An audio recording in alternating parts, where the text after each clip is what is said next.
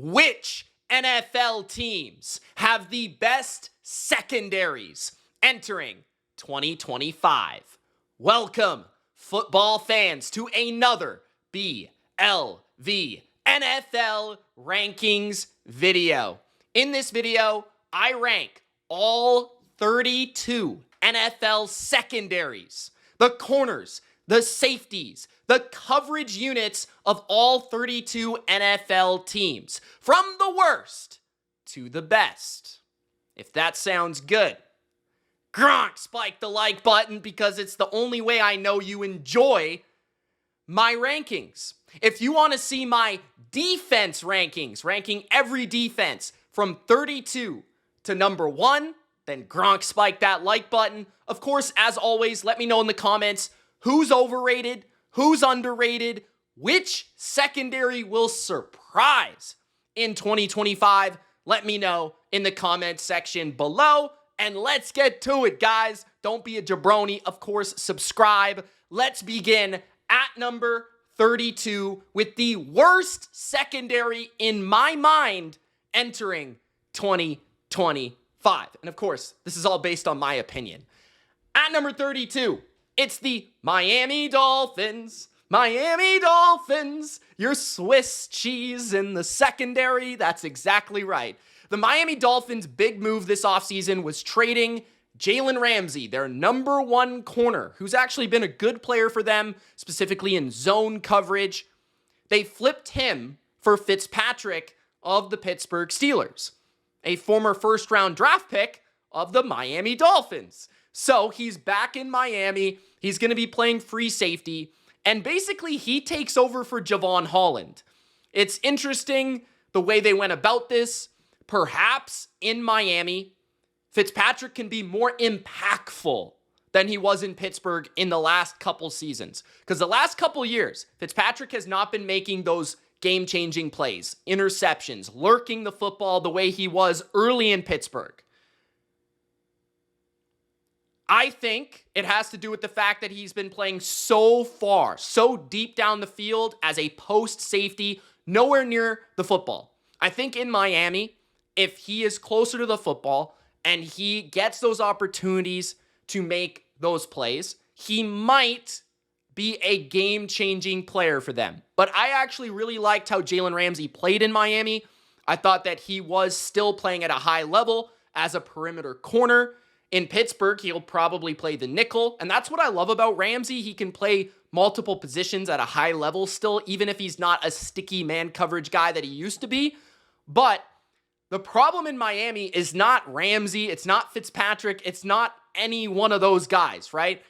It's the corner position specifically, but it's the problem that you are signing guys in August and late July, and you're expecting these guys to be impact players, starters, like Mike Hilton. You want him to be a starter? Jack Jones? You want him to start? You just signed him. That's never a good thing on any unit.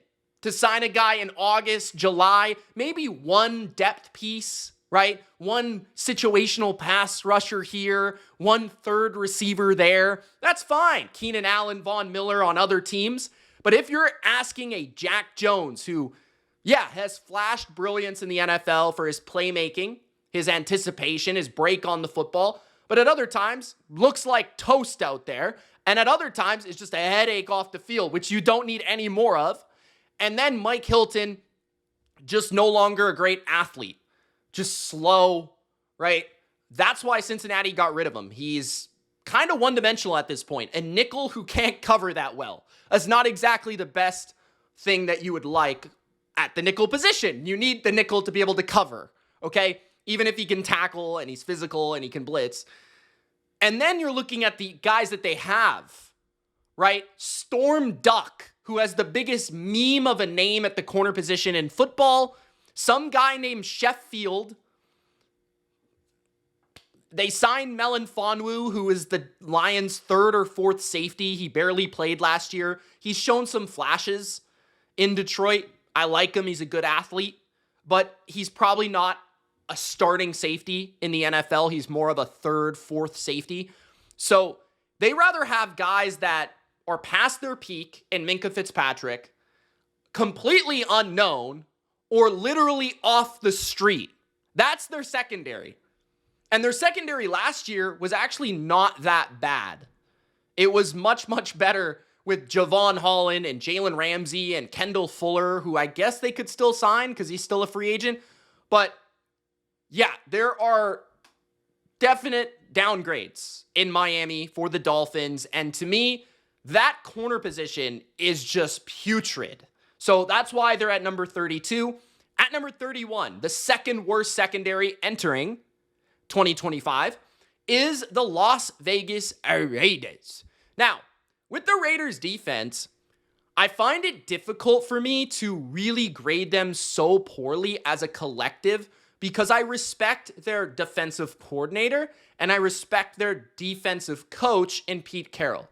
That being said, from what I've seen, specifically over the last week or two against the 49ers in joint practices, things like that, and then the preseason game, feels like the Raiders are going to be playing a lot of the classic Seahawks scheme, which I'm not sure I'm in love with at this point. I mean, it's totally past its prime from a schematic vantage point in the NFL. So if they are aiming to play a lot of this press bail cover 3 Seattle scheme, they're going to get shredded because teams have just absolutely diagnosed it. Now, you could still play cover 3 at a high rate, but I just hope that they have a little bit of a curveball here and they're not completely getting away from the schematic prowess of this defense the last couple of years that I felt like got a lot out of a little in terms of their defensive production. But when you look at the secondary, I really think that them as a name-to-name individual unit, it's just poor. Darian Porter could be their best corner, and he was drafted in the 3rd round as a rookie. He's a rookie. He has extreme upside because physically he can run, he's massive, and he has great length, and he could be a superstar. I expect him to start, but that's concerning that a guy that was a mid-round draft pick could immediately fill the hole as a player that a lot of people thought as a prospect was a little bit of a raw prospect, right?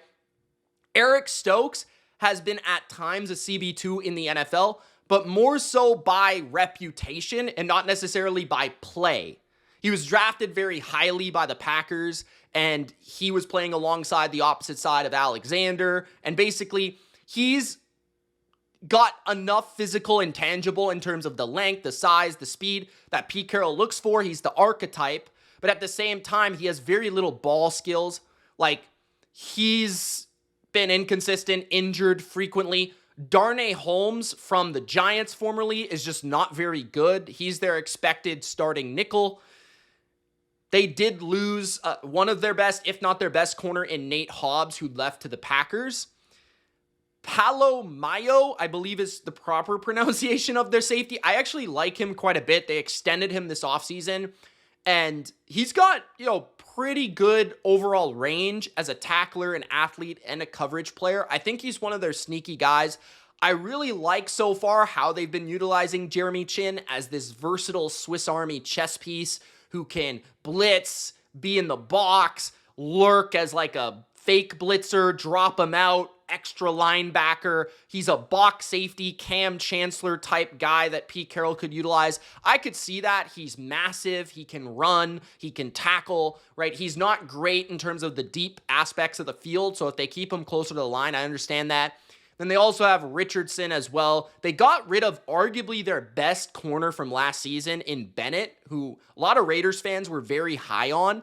So that was a little surprising, but they did need some D-tackle depth, and maybe he just wasn't a fit due to the size profile of what Pete Carroll looks for at that position. So, yeah, they brought in basically an entirely new secondary here. They got rid of a couple of their best players, like Hobbs and Morig, who they didn't sign. He went to Carolina. So it's not a good unit. Like, I don't expect this team to be able to match up and play a lot of man. I expect them to be very zone heavy. And I think their reliance is going to be on the length and the speed of these corners. If that shines, maybe they can be better than I expect, but I don't know. We'll see. A lot of question marks here. At number 30, the New Orleans Saints. The Saints, I at least kind of understand what they're going for. Of course, they moved on from Paulson Adebo. They didn't re-sign him, which I thought was a mistake. And they got rid of Marshawn Lattimore last season, which I thought was a good idea. He's past his prime. I'm not sure how good he is anymore. They got draft capital out of it. They're a terrible football team. That makes perfect sense, right? They have drafted a couple different corners over the years, like Kool-Aid McKinstry, who has one of the best names in football. He wasn't too bad as a rookie. I do think he's a little slow. I do kind of wonder as well, like maybe he'll be better in a new style of defense under Brandon Staley, maybe a lot more soft zone coverages. His speed won't really be exposed. Isaac Yiadom goes from the Niners back to the Saints. I believe he was in New Orleans, then he went to the Niners. Now he's back with the Saints, and he was with the Niners with Staley. So that's interesting. But he's back. He played pretty well for the Saints a couple years ago. He's sticky, he's feisty, but he played terrible for the 49ers. And then Alontae Taylor is a player I like. He's a feisty playmaking nickel corner. He's not the best pure coverage-wise. He gets beat quite a bit. But in terms of sacks, tackles for loss, impact plays, forced fumbles, interceptions, he makes plays. So I like him.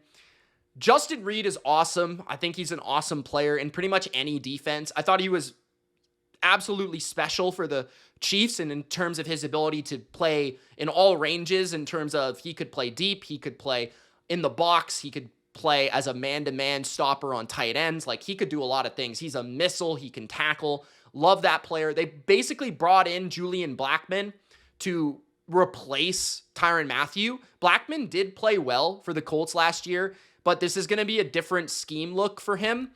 He's been underrated, though, so I'll give him a chance. And then Howden also has been pretty solid as a third safety. It is interesting that Tyrann Mathieu retired and they didn't kind of choose for him to just step up into the safety 2 role. They had to sign another safety in Blackmon, who's expected to get the start according to their depth chart, but they could maybe put Howden as the starter. Regardless, I think the Saints, their corners are obviously pretty weak. Like, that's one of the worst corner depth charts in football. I don't expect them to be able to match up and play a ton of man coverage. I don't expect them to. I think that Reed certainly is a good player. I feel like Alontae Taylor is a playmaker. I have a little bit of promise and hope for Kool-Aid, and I think their safeties overall are fine. I don't think they're bad by any means. So that's why I have them a step above the other 2 units, but certainly one of the worst units in football. There's no question about that. They don't have a number 1 corner. They don't really have a number 2 corner. So at number 30, I have the Saints.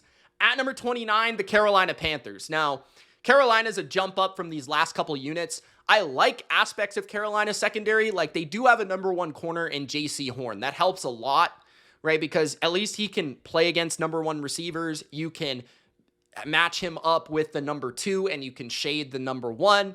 You know, you can do things with J.C. where he can play man. He can press the guy, like, so that gives you some flexibility, right? Michael Jackson at CB2 isn't ideal, but he was actually decent last year. Like, he wasn't a liability for Carolina on one of the worst defenses of all time. He wasn't a liability, which is a good thing, right? And I like that they brought in Trayvon Moehrig. I think that he is a good player, and he's really good against the run. He's an excellent tackler, and he has a nose for the football. So I like him in the box. Now, what I don't love is everyone else. I don't love their nickel position. I think it's one of the weakest in the NFL. They don't have any depth at perimeter corner, which is a huge concern because J.C. Horn is injured frequently. So if they do lose him, they are going to get shredded through the air. And then Nick Scott as a starting safety is absolutely not ideal. 3rd, 4th safety, fine. But your other starting safety, not ideal. So I look at Carolina and I just say, yeah, JC's good. Moehrig is good. Mike Jackson is fine. But there are, 2 other starting positions and the depth concerns that exist in Carolina. So I have them at 29. At number 28, the Cincinnati Bengals, who honestly, like, some people would rank lower. I thought about ranking them higher because I am kind of high on this unit as individuals, But obviously last year happened to where they were bad. And then part of it is like, how will the scheme change affect them? Maybe they get better. Can some of these guys play to their potential? Because if they can, they could certainly be a top 20 secondary. That's kind of what I'm thinking about here, because I've talked about DJ Turner many times. Like, I really think DJ Turner can be a CB1.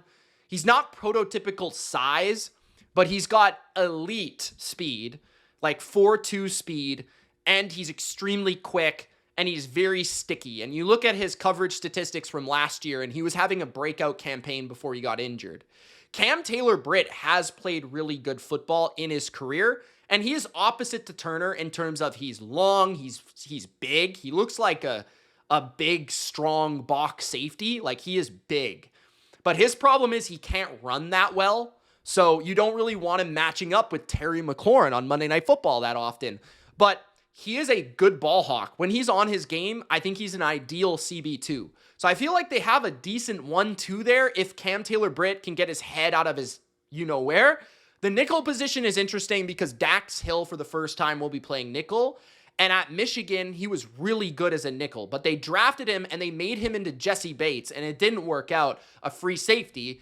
And now then they played him at perimeter corner, where he was actually playing pretty well. Then he also got hurt last year. And part of the problem with the Bengals defense last year, people are overlooking, is a lot of their best, most talented guys got injured, like Turner, Hill, Logan Wilson, examples there. But Dax Hill is back, and I feel like at the nickel spot, you can use his versatility. He's got good size, he's got great speed, he's got great lateral agility, and he can tackle. So I feel like he's an ideal nickel to play man, zone, blitz, play the run, a lot of different things. Their safeties are a bit of a concern. Jordan Battle is slow, but I feel like he has good intelligence.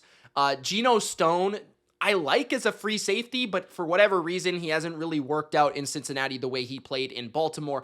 Maybe just because he's been exposed to more snaps and his lack of overall speed and athleticism has been exposed. So it's a bit of a slow secondary in terms of their safety position. But I could see them playing more man on the outside, and I wouldn't be surprised by that. And then Newton is also a player that's always caught my eye as a depth cornerback for them. He's a little bit on the smaller side, but he's feisty as well. So I would look out for Newton to make some plays too. But overall, I think you can tell my glowing difference in the Bengals unit compared to the units I've already talked about. I do see some upside here. I think there's more talent than people think. And I'm expecting a little bit of a breakout from some of these guys. At number 27, the Minnesota Vikings is a unit that you wouldn't expect to see this low because they do have a top 10 defense. But their corner position is not good. Like, it's not good. Isaiah Rodgers was the Eagles' literal CB4. He is their CB1 on Minnesota this year. Isaiah Rodgers. Now, he has been good when he's gotten his opportunity. Whether it be Philadelphia, Indianapolis, he's played well. His grades are good.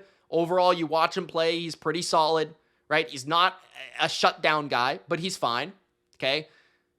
Now, we get past Isaiah Rodgers, who, again, was the CB4 for Philadelphia. Now, you could argue he was the CB3 as a perimeter player, right? Anytime Darius Slay went out, he was in, right? Basically, Cooper DeJean's the nickel. But Jeff Okudah is the CB2. Jeff Okudah. He has been an absolute bust. You guys see that route that Stephon Diggs ran against the Minnesota secondary? That was Jeff Okudah covering him. The guy wasn't even in the screen. So, yes, he's been a good story for Minnesota, apparently at camp, but I'm not buying it. The guy's an absolute bust. He's been good absolutely zero places. He's been under good defensive coaches. I'm not buying it, okay? We'll see, but I'm not buying it. So he is their CB2. Mekhi Blackmon had potential, but I don't know what's going on there, if he's disappointing in camp, if he's not quite healthy. I'm not exactly sure, but he is not expected to start. I think that's a letdown. Byron Murphy is an awesome player. He's a very good nickel corner, but he is not a lockdown player. He is a ball hawk. He's a lurker. He's really intelligent. He's practically another safety. He's not a man-up corner, right? Now, perhaps in certain formations, they'll throw Murphy outside, Okudah inside. Perhaps, I don't know. Maybe even like have two corners out there, three safeties. I'm not exactly sure. But either way, I think that they're lacking for one-on-one coverage ability. Safety-wise, I think they're very slow. Neither Harrison Smith or Josh Metellus are rangy. I really like both players. I think Harrison Smith still can get it done. Obviously, he's going to communicate, get everyone in position. And Metellus is a absolute gamer. He just makes plays on the football. He makes big hits. He can blitz. He can play as an extra linebacker. He does it all. Okay, so I like those guys. Their safety depth isn't quite what it was. They lost Bynum, their true free safety, to Indianapolis this offseason. They lost Stephon Gilmore as well, who they haven't signed or re-signed and don't really plan to. And I thought he was pretty good for them last year. So overall, Minnesota lack true CB1, CB2 quality. Their safeties are slow, and they don't have great depth at either position. So I think Minnesota is going to get by because their pass rush is phenomenal. Their linebackers are good and fast. And Flores will find ways to like mess around with his safeties, right? Play a ton of soft zone coverages. Minnesota will figure it out with their disguises. But as a unit in the secondary, you put this unit on another team, they're getting fried. At number 26, Washington Commanders.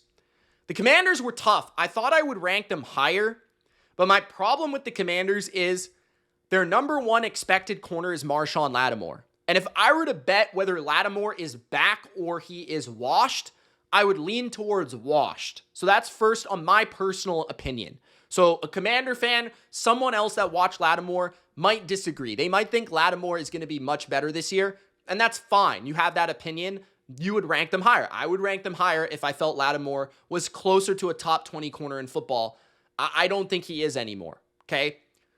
Their safeties, I don't think are very good. Quan Martin hasn't proven much, although I would say he's their best safety. Will Harris was signed, and I kind of see why. Like, I think he's got that corner safety hybrid capability where he could play more man coverage in Dan Quinn's system, a lot of cover one, so he can line up, right? And then I like that they brought in Jonathan Jones as their kind of depth corner because he can play outside, he can play nickel, he can play man really well in New England. So I like that, although he's older and he's not the player he used to be. I do think Trey Amos could immediately be good, and I wouldn't be surprised if he was their best corner this season. Then they also have Mike at the nickel position, and I think that's his ideal position as compared to playing outside last year. I think he'll be better in that spot because I think he lacks that straight speed, but agility instincts are off the charts. So I think that they're better than last year, but they were bad last year. They're also in a very challenging system, and I just don't believe that Lattimore will be able to match up with number one receivers all that often, and I feel like their safeties are just not very good. So it's hard for me to rank them much higher than at number 26. At number 25, I have the Los Angeles Rams. The Rams secondary is interesting because I think for what they do, they're fine. But I think, again, just like Minnesota, if they were put in another position, I feel like they wouldn't be looked at the way they are.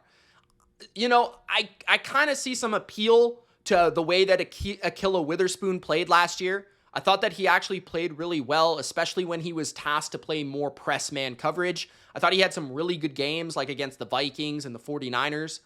Darius Williams still can be a solid CB2, but at this point, he's like 1,000 years old, and at any point, he could fall off. And really, my problem with the Rams is I don't think they have one great player at either corner or safety. I don't really think they have one very good talent at either of those positions, and they don't have great depth at corner. Like, Kobe Durant is their CB3, essentially, and he's like a tiny person. Like, he is so small, and I don't see how he lines up outside. Really, signing Witherspoon kind of bailed them out last year, if I can recall correctly. Quentin Lake is a very good nickel corner, but he is very good in their system. If he were to play more man coverage responsibilities, I feel like he wouldn't be it. But in his system where they play a lot of zone, he's expected to tackle, set the edge, He's got very high football intelligence. He's a good player for them. Cameron Curl is a solid safety, but nothing spectacular. Cameron Kitchens is a ball hawk playmaker safety, good player, on the rise player. Could be their best player in the secondary, but still needs a lot more to prove. He didn't start the entire season last year. So I look at the Rams and I just say, like, adequate, but nothing special at corner. Not like necessarily going to lose you a ton of games, but they're not going to win you a ton of games. And their safeties are just, they're solid, but they're nothing special. So overall, it's just a unit that, and they're kind of slow. Like, none of them are very fast either. So I just look at the Rams and it's, it's not my cup of tea necessarily. At number 24, the Jacksonville Jags are at number 24. This was a unit I really struggled with. I wanted to rank them higher. My problem with Jacksonville is their safeties are poor. They signed Eric Murray, whatever, like he's like fine. I think he was in Houston, I believe. And he was like the guy that the Texans fans were like, why does he even play? Darnell Savage is their other safety, and Savage has a ton of talent. I mean, he's got great range. He's super fast, like great athlete, but he just makes so many mistakes. So they have two kind of weird safeties there. They were obviously terrible against the pass last year. They were 32nd in net yards per attempt, 32nd in pass yards, 31st in first downs through the air. Like, they were terrible against the pass. Now, they did add Jordan Lewis to the nickel position. Jordan Lewis had a very good year for Dallas last year. He is a good player. Like, I think he can play in any system. I think essentially he is a better man nickel corner. I think he's good. I think he's a good player. I like that signing. Tyson Campbell, it can be really good, but he gets injured a lot, and it just feels like he's a little inconsistent. Kind of like a little bit of a suspect CB1 in terms of that reliability that other elite players have. We've seen him play at a very high level, and he has all the capabilities of being a shutdown, lockdown guy. Jerry Jones had a very good rookie season, and I expect him to play more outside this year than in the nickel position. One of the funky things about Jacksonville is they do have Jordan Lewis, who they signed, and Jerry Jones played well in nickel, so people were wondering where will each one play, but I think they'll figure it out. Travis Hunter is also obviously a defensive back that could be involved here, although I think it will be very situational based, and I think he'll actually play more as a safety than an actual corner.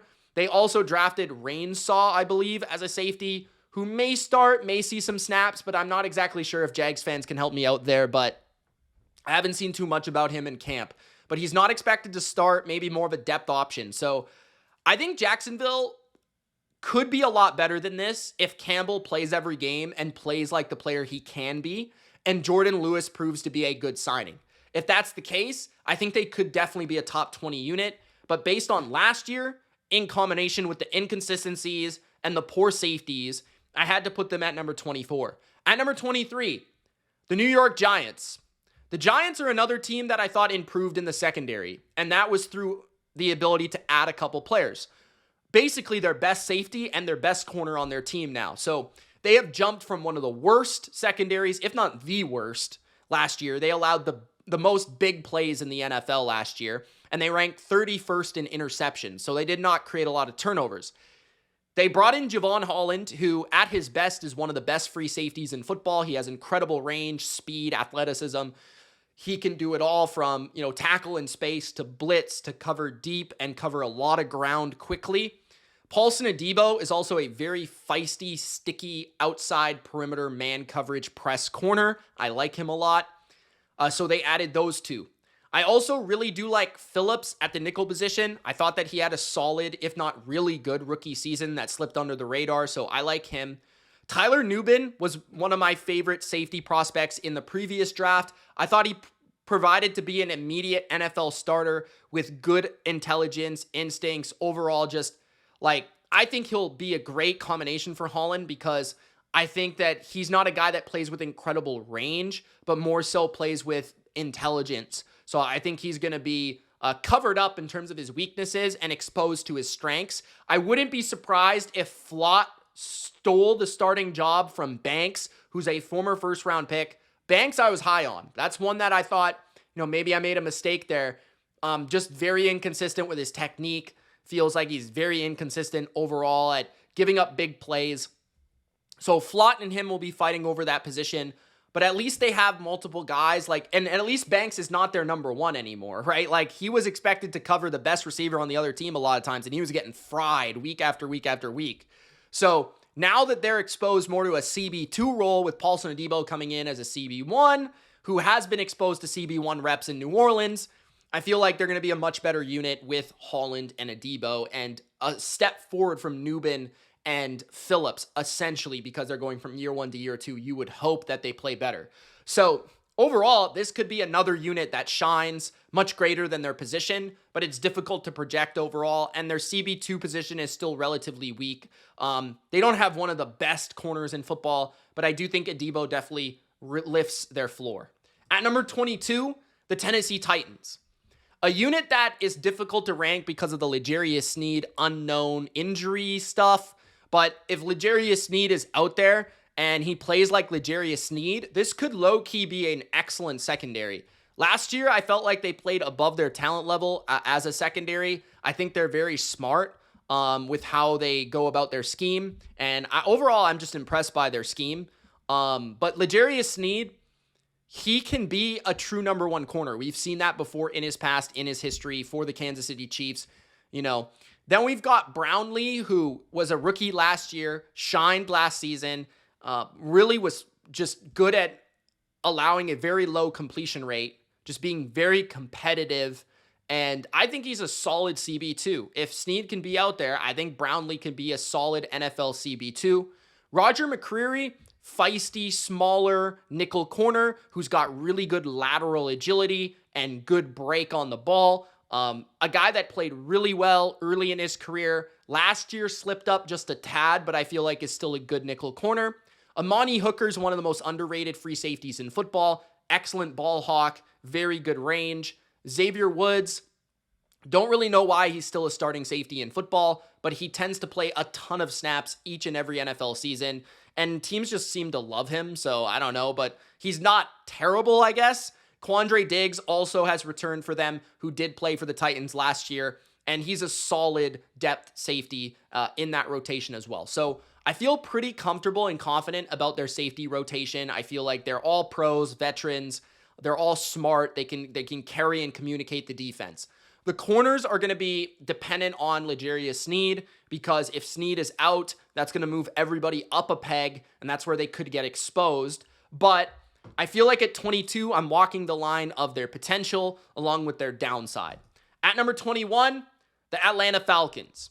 The Falcons, I think, are a little bit better than people give them credit for in the secondary. I think that a lot of people kind of see them as one of the worst units in football, but they do have two really good players in A.J. Terrell and then the phenomenal, excellent Jesse Bates.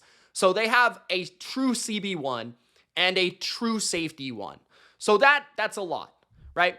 Last year, Mike Hughes had one of his best NFL seasons, and they signed him due to his effort. He's their CB2. He's always had potential. I think he's okay. Not ideal as your CB2, but fine. D. Alford is a terrible nickel corner. He's still projected to be their nickel. Okay. Hopefully they find a different solution there.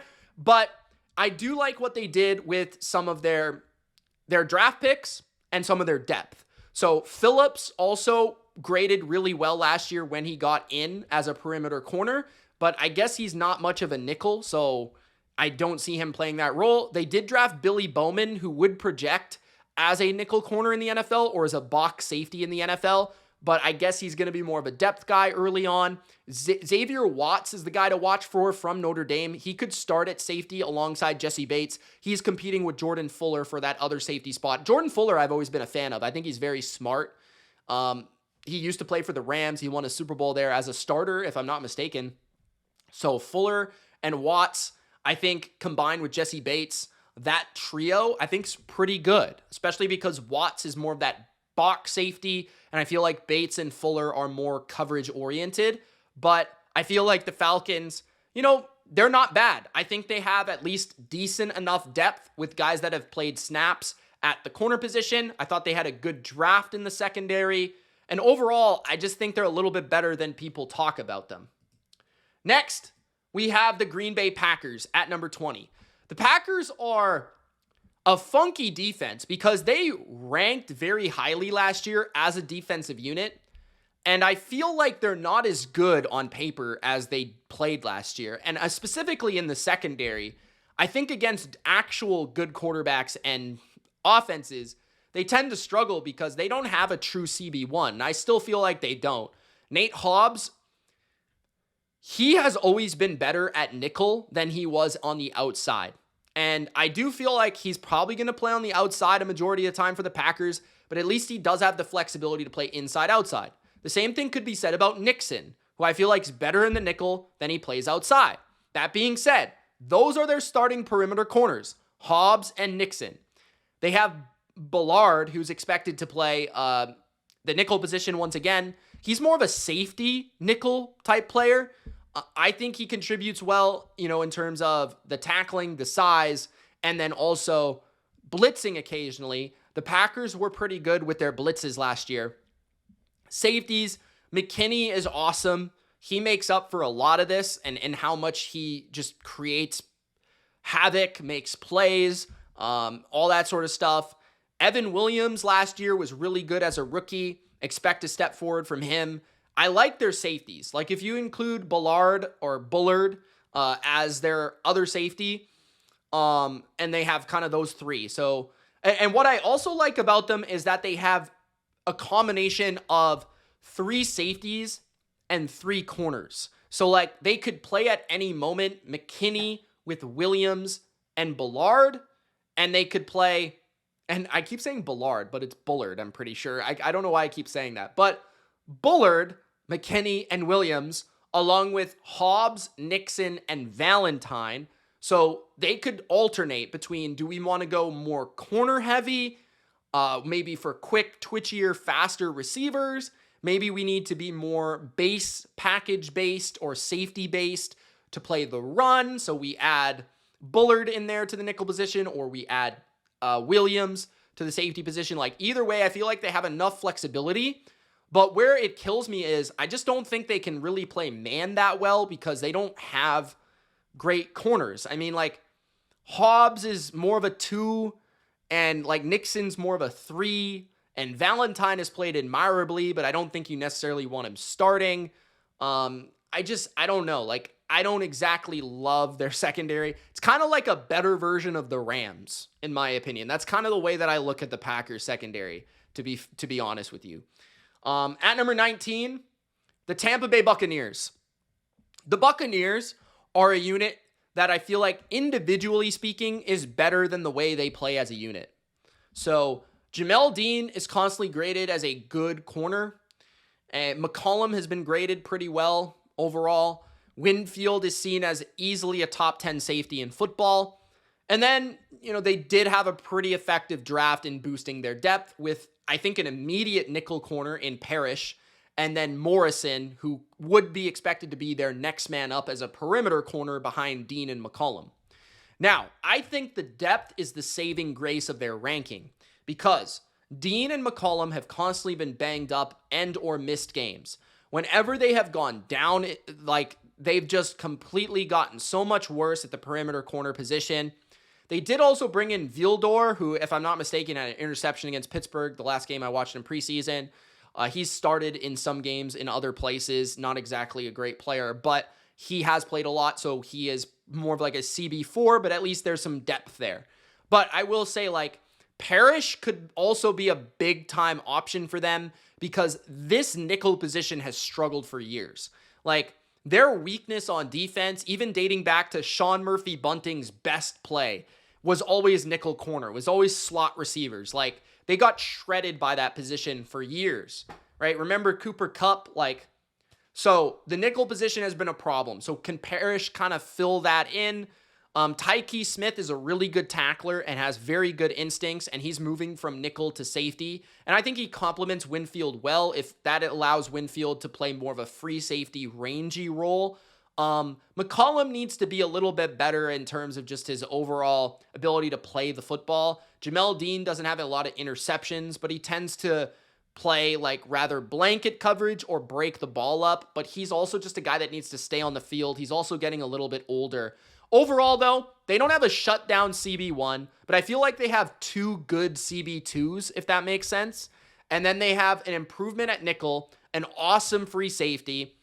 I think a guy that projects well at safety and more depth than they've had in previous years. So at number 19, a defense that didn't cover well last year, that I expect a little improvement in that area this year. At number 18, the Cleveland Browns. The Browns, definitely another difficult ranking because Denzel Ward is one of my favorite corners in the NFL. And one of the difficulties of ranking them is how much do you kind of place the importance of having a Denzel Ward in your secondary in comparison to having, three adequate corners. When Cleveland just lost not that long ago Martin Emerson, and Martin Emerson at times has played really, really well for Cleveland. Last year, he had a pretty bad season, but overall, he's been a good player. And that trio of Ward, Newsome, and Emerson led the best defense in football, or one of the best defenses in football, in 2023. Okay? Now that Emerson has gone down, Mitchell steps up into the nickel position. Overall, has not been a great player when playing, in Cleveland. So the depth definitely declines there. Greg Newsome, I think, is better than his grades, his ratings. Like, Greg Newsome, he's played a lot in the nickel spot, but he can play outside, he can play inside, and I feel like overall throughout his career, he's been a good corner. And I think he's a solid CB2. But Denzel Ward is a superstar. He's a lockdown, shutdown corner. That does a lot for your defense. I think their safeties, Delpit and Hickman, are pretty good tacklers, pretty good around the football. Delpit overall just missed my top 32. And Rayshawn Jenkins, they also have DeMonte KZ. They have good quality safety depth, so that's something I also like. But overall, I just feel like their secondary is not quite as good as it was a couple years ago.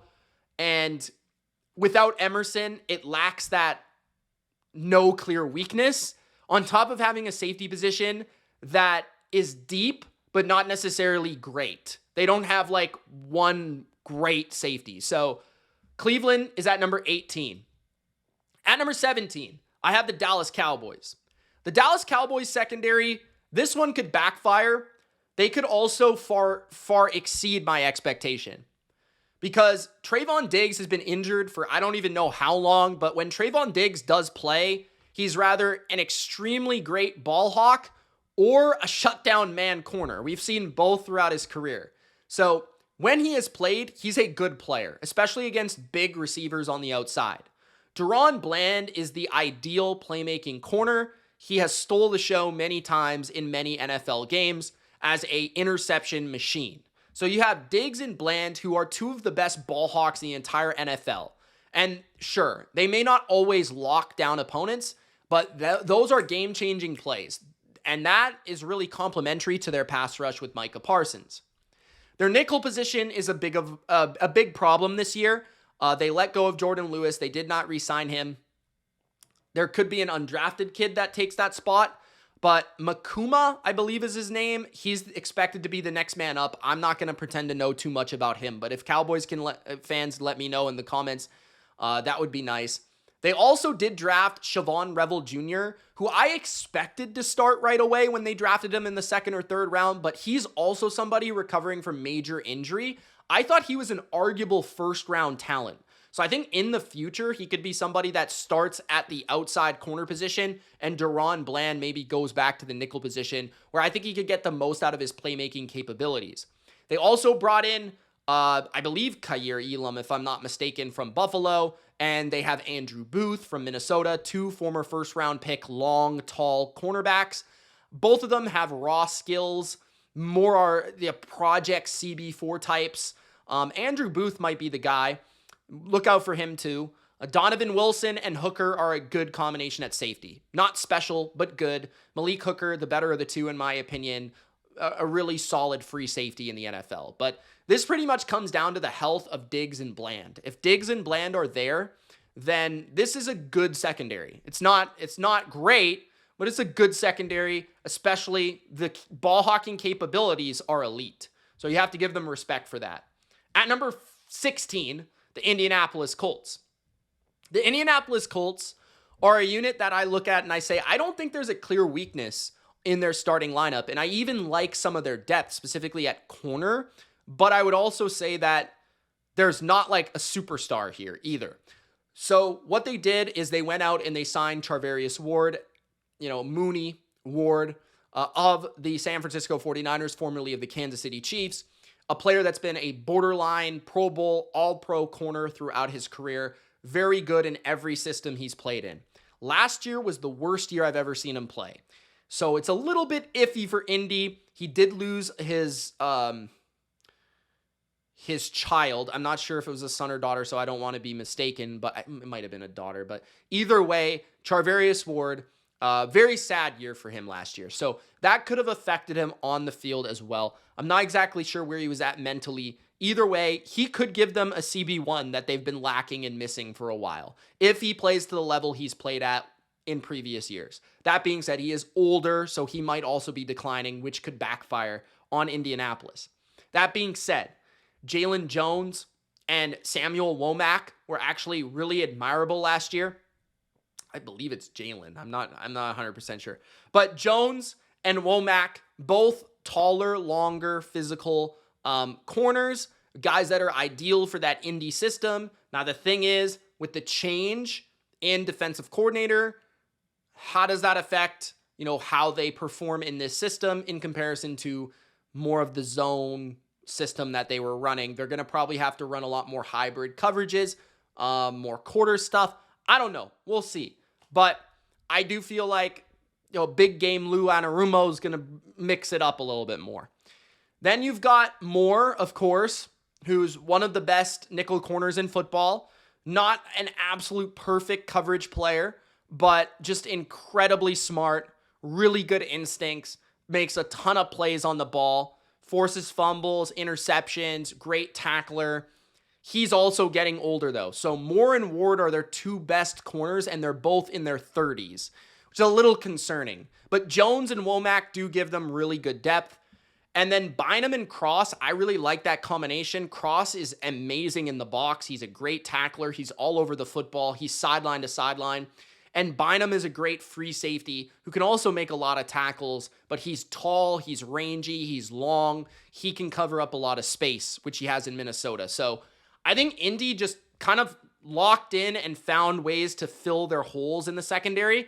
Now, can they take advantage of that and really become a great unit? At number 15, the New York Jets. The Jets secondary definitely has taken a step backward. The main thing is that they lost DJ Reed, one of the best CB2s in the NFL over the past 5 years, and they swapped him with Brandon Stevens. Brandon Stevens was one of the worst corners in football last season for the Baltimore Ravens. Now, he will be playing a lot more man in New York under Aaron Glenn, and he is an ideal physical CB2 with the length and the size and the strength. That's what Aaron Glenn's looking for. And obviously, he's a former corner. He should have a good capability of scouting these players for his system. So perhaps he could be better in New York than he was in Baltimore. Okay.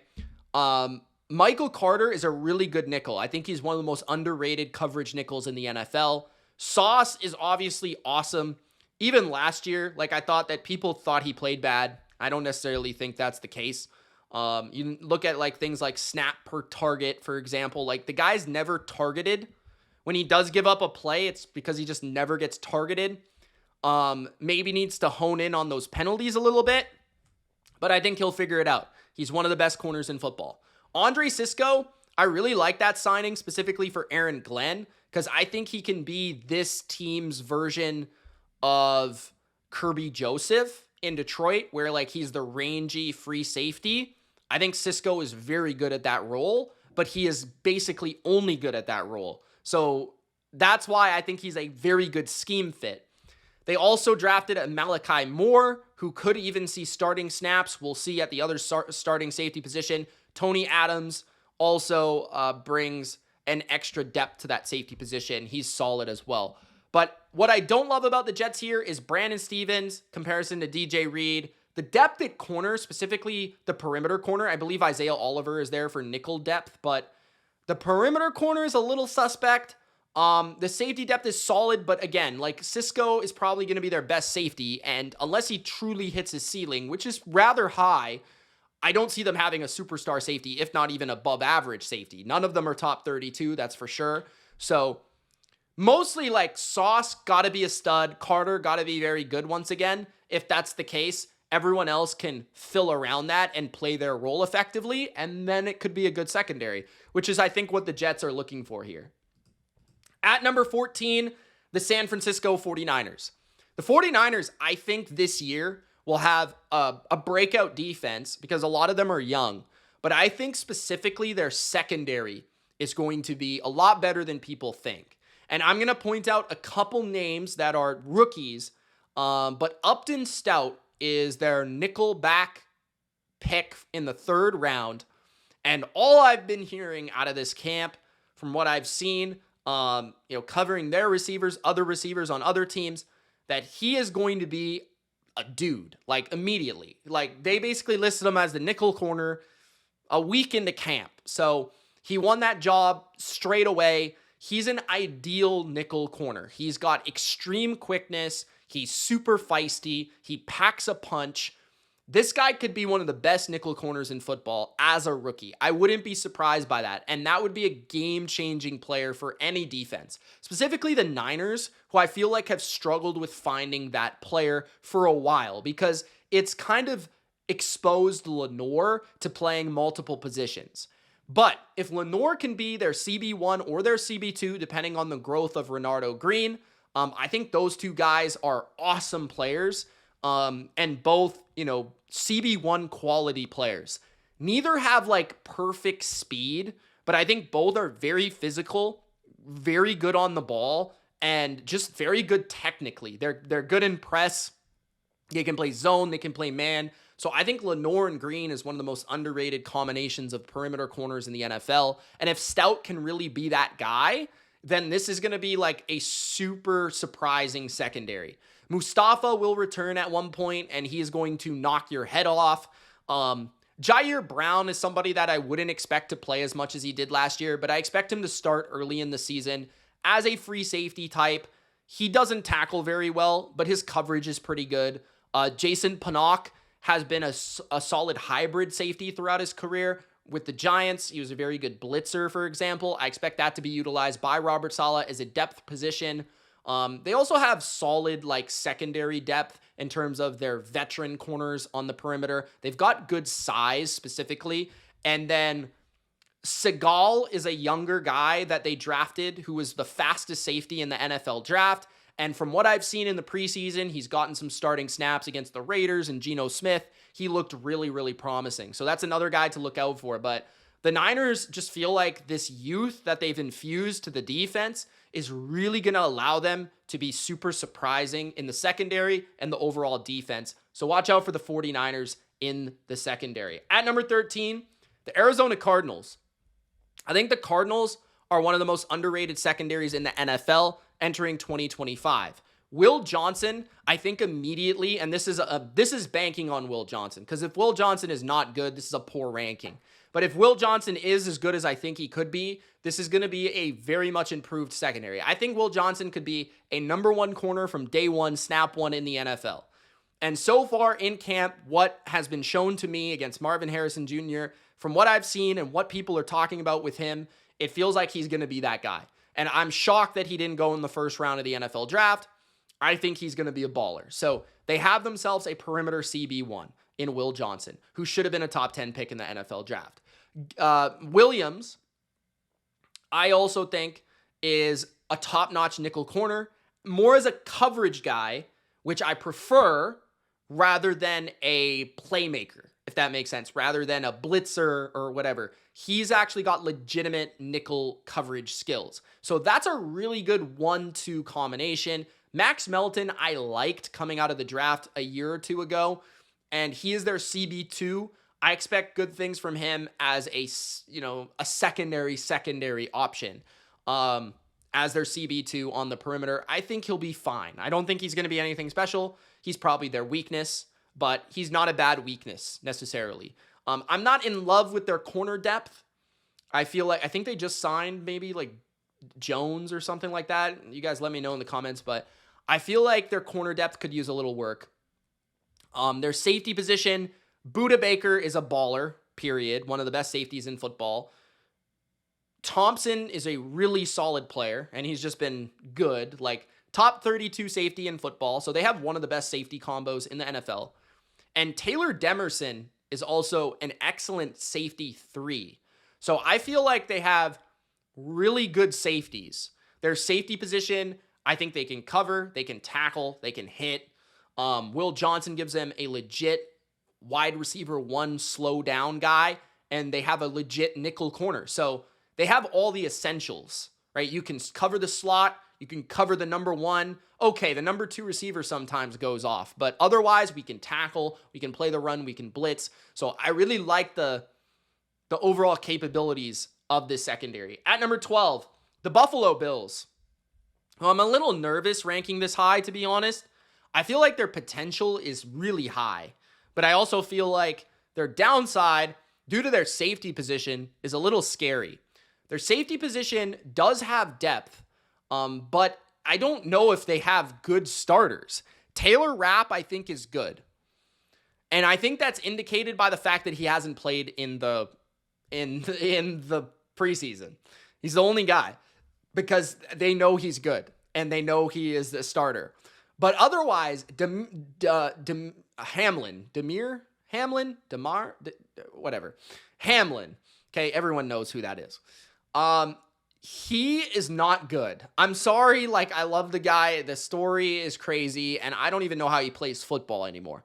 But he's not good. He can't tackle. He can't cover. He's just not good at football. He can't be starting on this defense. He's not good enough. Okay, Cole Bishop is an extreme question mark.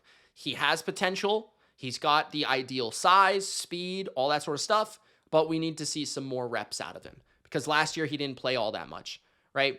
I do wonder if Cam Lewis plays more safety this year because I think Cam Lewis might be like the best backup nickel corner in the NFL. Teron Johnson is their starting nickel, and so Cam Lewis doesn't get to play that much because he doesn't play on the outside. But if he did play safety, that would be intriguing because, like I said, he's a good player. Christian Benford is a top 10 corner easily. And last year, he had an argument he got Defensive Player of the Year votes. Like, he was that good. Like, he's an all-pro caliber corner. Arguably the best zone corner in football. And Teron Johnson's really, really good. Their CB2 is also, another question. Is Tre'Davious White going to start? Because Maxwell Hairston has not played enough snaps in the NFL in training camp. But if Hairston is so good that he doesn't even need practice to be on the field, under Sean McDermott, who is very, defense-oriented, communication-oriented, their scheme is very, particular. If Hairston can prove that he can start right away, that is extremely promising. I mean, this guy has off-the-charts capabilities in terms of speed, just twitchiness, break on the ball. He's a 4.2 speed guy, and he has incredible playmaking capabilities. That's a perfect CB2 across from Christian Benford, who's your shutdown guy. Getting Tre'Davious White back, Dane Jackson back, I like those additions because they know the system really well, and they're very smart. Even if Tre'Davious White isn't what he used to be, I think he's probably better than he was a year or two ago because he's further removed from the Achilles. But at the same time, I think that's quality depth because under Sean McDermott, they don't play a ton of man. They do it situationally. But overall, you need to know the defense. You need to know the assignments. You need to know the particulars. So I like that they added those guys back. But overall, if I had a concern, it'd be the starting safety opposite from Taylor Rapp, which is a bit of a concern. At number 11, the Los Angeles Chargers. Now, the Chargers are not a big name secondary. Outside of Derwin James, I'm sure that most NFL fans don't really know who's in their secondary, but I felt like it was the main reason why they were the best defense in terms of points allowed last year. Derwin James, first of all, is, in my opinion, like people won't see it this way, but this is how I see it. And this is why I grade them so highly. Derwin James is like having Sauce Gardner or Pat Surtain. He is the ideal safe. He is as good as a shutdown corner in terms of the safety position because he makes plays in the run game as a tackler. He can blitz. He can play linebacker. He can play slot corner. He can cover a tight end. And he can lock people down in one-on-one individual coverage. Even if he's not on the outside of the formation, he can do it from the inside. So I think Derwin James is really what allows this defense to go. And then from there, Gilman is a really good player in his free safety role. Elijah Molden is one of the better hybrid safeties that he plays everywhere. And I talked about him in my top 32 safeties. They have 3 really good safeties. I think that's the most underrated position on their team. Their corners, Cam Hart played really well as a late round rookie corner last year. He's got good length, good size. He's a solid zone perimeter corner. Still was excellent as their nickel corner, big time playmaker, makes a lot of interceptions. Dante Jackson, they signed from Pittsburgh. He also made a ton of plays in Pittsburgh last year. I think he's perfect in their defense. He's got really good speed. Sometimes he gets lost. But I think when he's looking at the quarterback, he's better. And then they also signed St. Juste, I believe, from Washington, who in man, bad, in zone, we'll see. He might actually be a good scheme fit. So the Chargers have good depth at corner, with a lot of guys that have played a lot of snaps. Their safeties are excellent, and they've got some young guys that are potentially on the rise in Still and Hart. So at number 11, the Chargers. At number 10, entering the top 10, we've got the Pittsburgh Steelers. The Pittsburgh Steelers made some big moves for their secondary this offseason, and they jump into the top 10. Jalen Ramsey, who they traded for Fitzpatrick. We talked about Ramsey, but I prefer Ramsey over Fitzpatrick at this point. I think that his ability to play nickel corner or perimeter corner at a high level is ideal. I expect him to play a lot of star or nickel for Pittsburgh, where he played in LA, and he's an excellent tackler. He's one of the smartest defensive players in football, and I think his size, his physicality, he can match up with tight ends, big slot receivers, and you could do a lot of different things with him, right? So Ramsey's just an incredible player. They also signed Darius Slay, who's still a good CB2, as we saw in Philly last year. One of the big things that Philly did last year was draft Quinyon Mitchell to go on the opposite side of Darius Slay, and that made their entire defense so much better. I think one of the biggest things a defense can do from season to offseason is by having the trickle-down effect of bringing in a CB1 and how that changes your entire defense. So Darius Slay, him on the opposite side of Joey Porter Jr. Joey Porter is expected to be their main perimeter number 1 corner. He's inconsistent, but at his best, his size, his physicality, his feistiness, he makes a lot of plays. He's just got to be more consistent and not hold as much. Their safety position is solid. It's not special. Juan Thornhill is fine at this point. Nothing special. Beanie Bishop, backup DB. He played a lot last year. Deshaun Elliott is a really good box safety, really good playmaker near the line of scrimmage. I thought he was incredible last year as a strong safety. So they really just lack a free safety, and that's about it. And they don't have a true shutdown corner. They've got good corners, but nobody that's going to shut you down. But I don't necessarily think that they need that. They've got 3 good corners. That's one thing I can say, and 1 good safety. So that's why they're at number 10. At number 9, the Bears are at number 9. I think the Bears have one of the most underrated secondaries because a lot of people just don't talk about them or know them from an individual standpoint. But Jalen Johnson is certainly a top 10 corner, and he's proven that. He's in his prime over the last 2 years. He's been excellent. I think he's legitimately one of the highest graded zone corners, if not the highest graded zone corner on the last 2 years consecutively. He's very, very good. Tyreek Stevenson is one of the most inconsistent corners in football, but he's one of those guys that rather gives up a big play or like causes an incompletion or has an interception. He's huge. He's massive. He's a little bit of a dumbass, but he is pretty good when he does turn it on. Kyler Gordon, I think, is one of the most underrated nickel corners in football. I think that he's really quick, agile. He's got that good coverage agility. Jaquan Brisker is back. I'm a big Jaquan Brisker guy. I love his box ability. He sniffs the football. He gets tackles for loss. He lurks on the ball. He's a really good player. Kevin Byard played really well last year, had the most tackles of his career, still doing it. Jonathan Owens is a good safety 3. They have good depth at safety too. They've got like 4 good safeties. Their corner position, they also have a competition a little bit with Tyreek trying to push him. They've got good depth at corner, good depth at safety. I think it's a deep group. There's not, hopefully, like, if Gordon or Brisker could really turn into like another stud, then this could be a top 5 unit. I just feel like it's Jalen Johnson and a lot of good, if that makes sense. A lot of solid, not a lot of holes. Jalen Johnson stud, everyone else is like, we've got a lot of good. But if Brisker or Gordon could really be awesome, then that would really turn them up into a top 5 unit. But I have them number 9. At number 8, the Detroit Lions. The Lions, I really like them because I think they have some really good corner depth, a lot of feisty corners that just get in your face and make life difficult, and they've got 2 incredible safeties. So Kirby Joseph led the NFL in picks last year, great ball hawk, great free safety, perfect for that man coverage scheme where he's lurking in the back end and he's anticipating and he's making plays.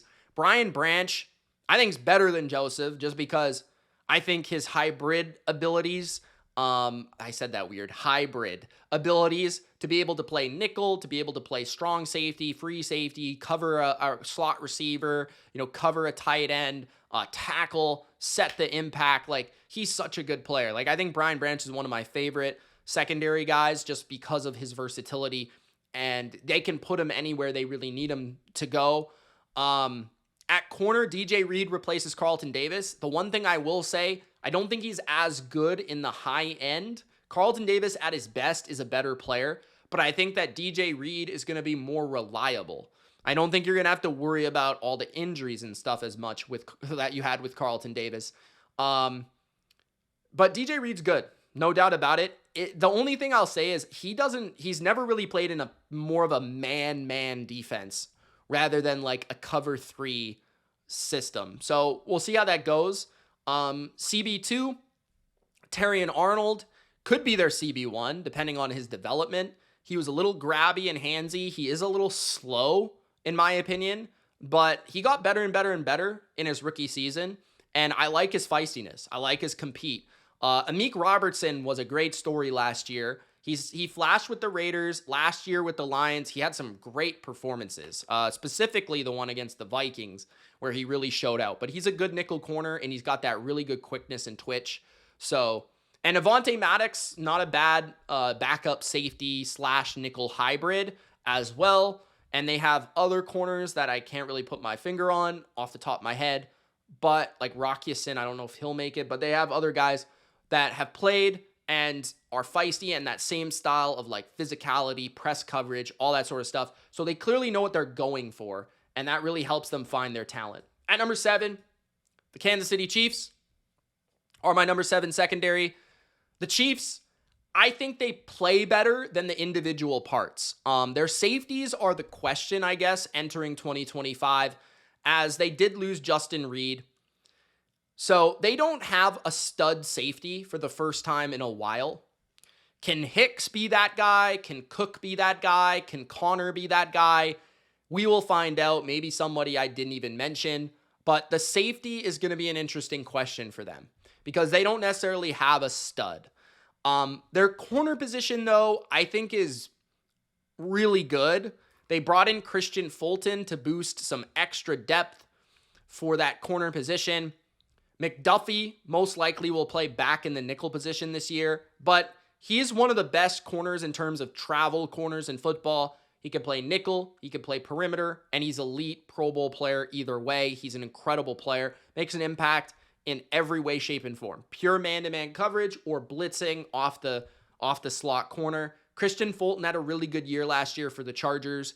I thought that was a good signing for them to add a little bit of to add that chess piece-ness of McDuffie back to the defense, where we have another layer of depth at perimeter corner so that we can be a little bit more flexible with where we play Trent. And then I think that Watson at his best last year was excellent. He's a long, tall corner that is difficult to get by. Very good at covering and matching up with bigger number one receivers, while McDuffie can take on the smaller, twitchier guys. I think Watson is one of the unsung heroes of this defense in recent seasons when he has been on the field. So, and then they have other guys. They have some big dudes like Joshua Williams and things like that, but I feel like they've got really good safety depth, even if they don't have studs. They've got really good depth at corner, and they also have an absolute game-changing stud in Trent McDuffie. I think Watson is very underrated, and Fulton's coming off a very good year, and he's played really well in his career before. So at number 7, I have the Chiefs. Number 6, the Seattle Seahawks. The Seahawks, part of this confidence is Mike McDonald and his scheme, and then, with the Chiefs, Steve Spagnuolo, you've got to take that into account a little bit. But Seattle, I think they found an absolute weapon in Nick Emmanwori, who they drafted in the second round. He's an absolute specimen, and he apparently has been dominating training camp. He played pretty well in the preseason from what I saw too. Julian Love is a dog at safety. I think he's a top 10 safety in the NFL. Kobe Bryant had an excellent season last year as a corner turned safety. So I think they have legitimately one of the best safety rooms in the NFL. For Mike McDonald, that is music to his ears. At corner, they have one of the best nickels and a top 15 perimeter corner, Enrique Woolen and Devin Witherspoon. Witherspoon is, I would say, not as good of a coverage guy as he is a pure playmaker. He hits hard, he plays the run, he sets the edge, he blitzes, he makes plays, but on those shifty, quick slot guys, he can lock them down. And then Reek Woolen, tall, long, fast, not a great tackler, but really good on the outside. The big question about them is CB2. I think they brought in Shaq Griffin as well as some depth, former good Seahawk player, actually. But he's back as well. He played in Minnesota last year. Job is the current starter. We'll see. But I just love the rest of the secondary so much, and I love the scheme, and I love that versatility of the safety unit too. So I have them at number 6. At number 5, entering the top 5, we got the New England Patriots at number 5. The Patriots, I almost put at number 4, to be honest. It kind of depends on Carlton Davis's health, but this could be they could be the best man coverage team in football this year. And it wouldn't be that surprising given that they have Christian Gonzalez and Carlton Davis, 2 of the best man-to-man corners in the NFL in recent years. Christian Gonzalez is legitimately as good as any player in the NFL at the corner position. He is an absolute Hall of Fame caliber talent.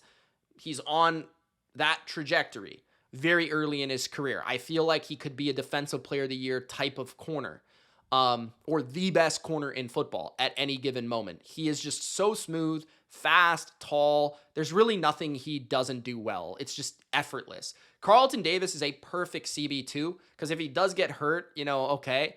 But he's feisty and he's a little at this point, he's a little older. He doesn't have that vertical speed, but he's so good at the line of scrimmage. He's so tactical, so technical, and just always in the hip pocket. He's always, every pass is just contested, right? And he's really good against the physical receivers. Really good in that regard. Alex Austin is one to talk about. Alex Austin is their CB4. He's a really good player as a CB4. He's played really well in his career. He started games for the Patriots. He's good on the perimeter too. Got to give him a shout out. Marcus Jones does get picked on at times by bigger receivers, but he's quick. He's so laterally fast. It's hard to beat him in terms of this way. You've got to beat him vertically. But Marcus Jones is just a baller of a football player. Jabril Peppers is still a very good safety. The question to me about the Patriots is their safety position beyond Peppers, because Kyle Duggar, there has been a lot of like stuff about Kyle Duggar this offseason, like in terms of he's been playing deep into preseason games. He could get cut. He could get traded. Like, he's not the same player he was a couple years ago for whatever reason. So don't overrate Duggar's role in this, but I feel like Hawkins played pretty well for them last year. They did draft Woodson in, I think, the 3rd round or something like that. So I think they have answers. Even Marcus Epps was signed from the Raiders. They have answers to replace Kyle Duggar if it doesn't work out with him. But I'm just going to throw that out there. So the Patriots, I think that their main 2 corners are absolutely going to shut people down. Jabril Peppers in combination with that. I just think they have, because of their ability to play man, it matters a lot to me. So I have them at number 5.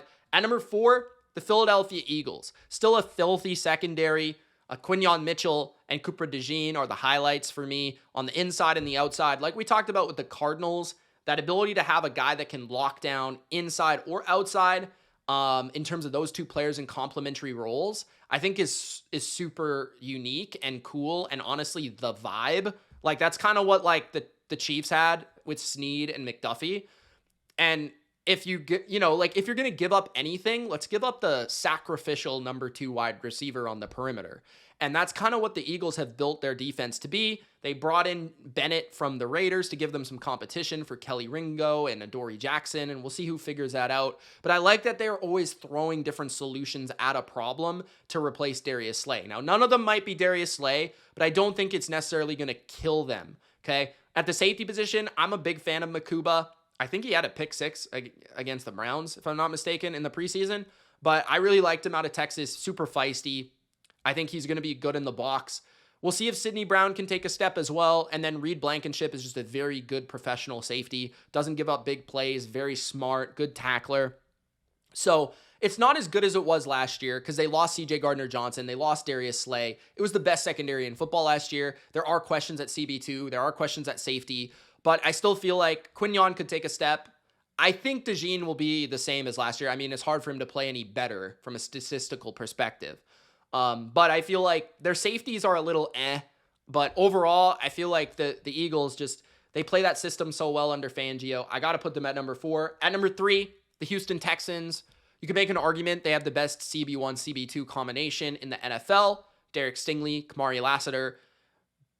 I think 2 of the top 3 in terms of reception percentage allowed, both under 50%, which is absolutely ludicrous. You wonder why there were games by Josh Allen against the Texans where I think he had like 9 completions, because he's thrown against Stingley and Lassiter. Those guys are awesome. Stingley, I think, is as good as Pat Surtain. I really think he's that good.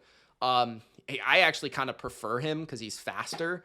But Stingley is incredible. Like one of the best, like Gonzalez, him, Surtain.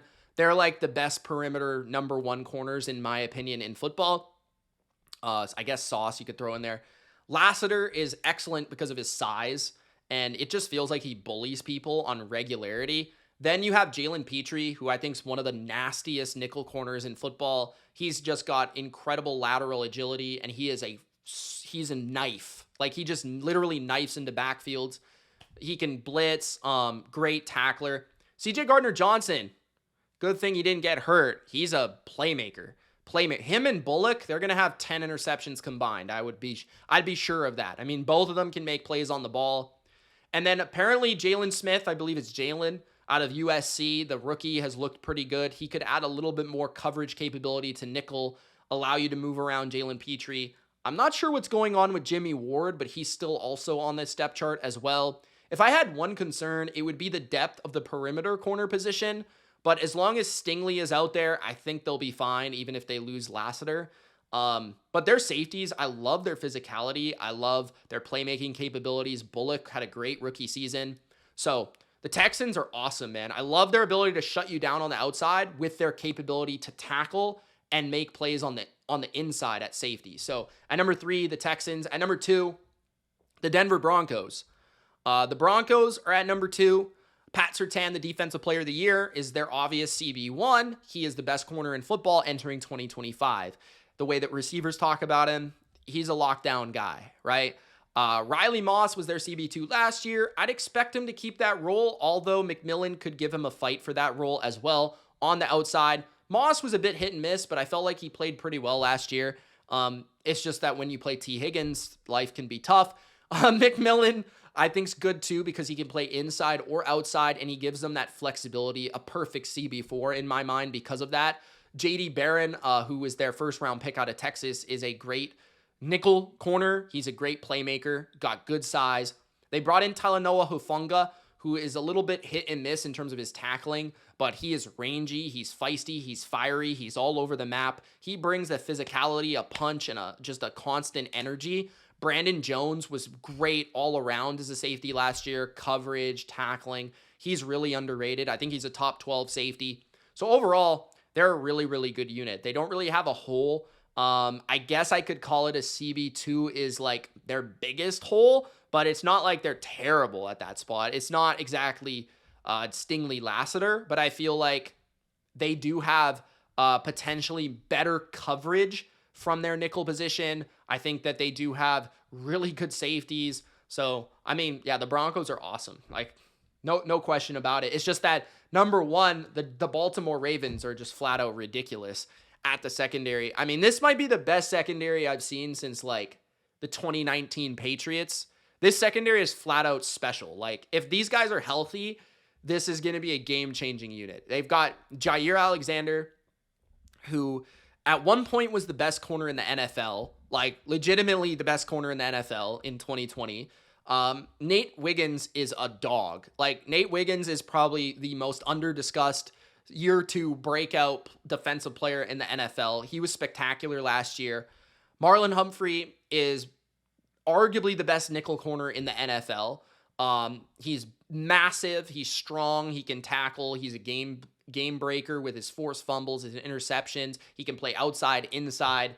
Kyle Hamilton's the best safety in the NFL, him or Derwin James. He can play free, box linebacker, strong safety, nickel corner. He can do everything, and he's extremely smart. Malachi Starks is a perfect free safety for this defense. First-round pick out of Georgia. Like, yeah. And Chidobe Awuzie, who's NFL CB2, is their CB4. So, I mean, the only thing I can complain about is their depth of safety, which they could still sign somebody, to be honest. But they lost a Darius Washington, who was really good for them last year as a situational guy. But that's the only thing. Like, they're pure, like, they even have depth at corner. I think Jalen Armour-Davis might play some safety. But yeah, I mean, they've got the perimeter lockdown guy in Alexander as long as he's healthy. Wiggins could do the same thing. Humphrey can do it from the nickel. Hamilton's a great safe. Like, yeah, this is one of the best secondaries I've ever seen, to be honest with you. So that's why they're number one. Thank you guys for watching. If you enjoyed, Gronk spike the like button. Don't be afraid to subscribe, jabroni. And I hope you enjoyed it. It was a long one, but I hope you enjoyed it. I had a lot to say. My defense rankings are coming out soon, too, as long as you like the video. It's Mitch. Peace.